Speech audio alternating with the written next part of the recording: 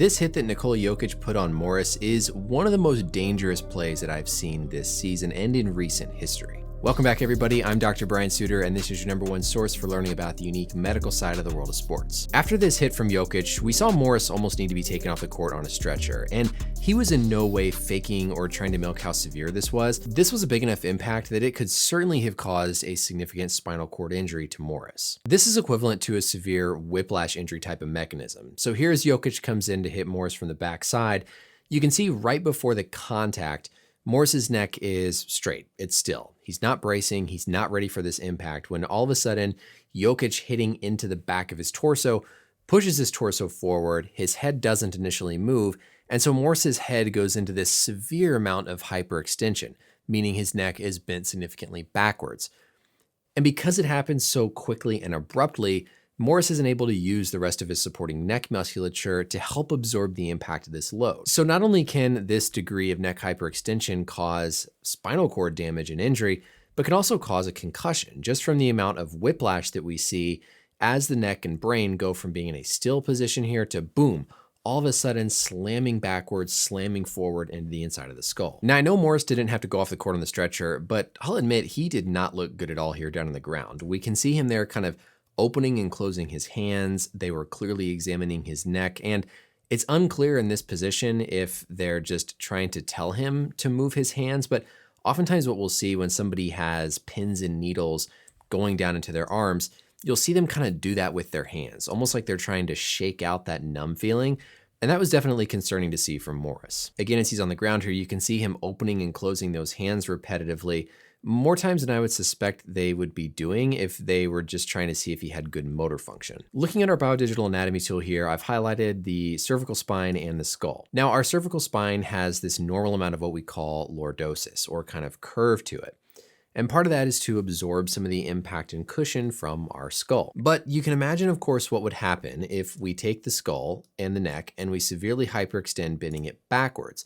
What that's going to do is it's going to cause compression onto what we call these posterior elements. So the bone, the little joints in the back of our spine, while at the same time, it's going to apply tension onto these anterior elements in the front. So the whole spinal cord just gets twisted severely, putting pressure in the back and tension in the front. Now remember, of course, our spinal cord is running inside of this whole structure. And so this abrupt of a sudden change in direction there can cause injury to the spinal cord as well as to these overlying bones and soft tissues. Specifically, there's something called central cord syndrome where you can get some damage to the spinal cord that specifically causes more weakness, numbness, tingling in the hands. You can get more of a just transient neuropraxia where it's sort of like a stinger, but it affects both arms instead of just one side like a stinger. But you can also get pretty significant strains and sprains of the muscles and ligaments in this area.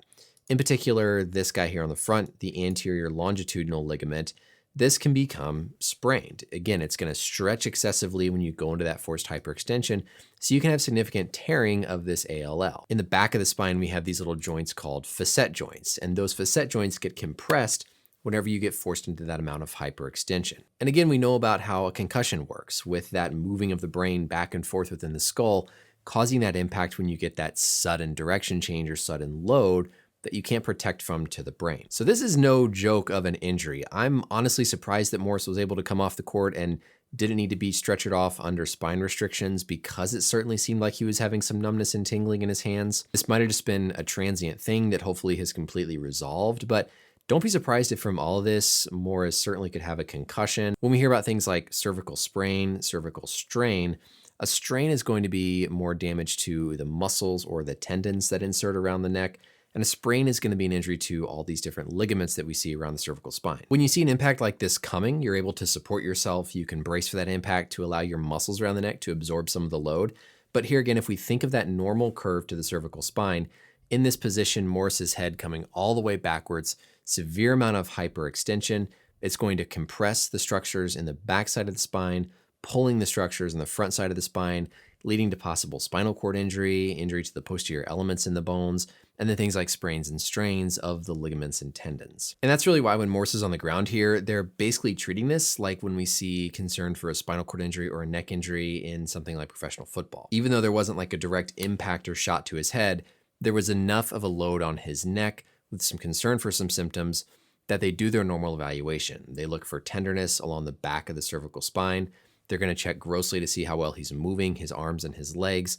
They're going to check for things like numbness and tingling in his arms and his legs. And if there's concern about any of those, then technically you should put somebody on cervical precautions and take them off the court until you can properly evaluate those structures with something like an MRI or a CT scan. These whiplash type injuries can be a lot more severe in terms of duration of symptoms and how things just linger based on how minor they might look right there in the moment. Right now, hopefully Morris is not having any weakness, numbness, or tingling in his arms or in his legs.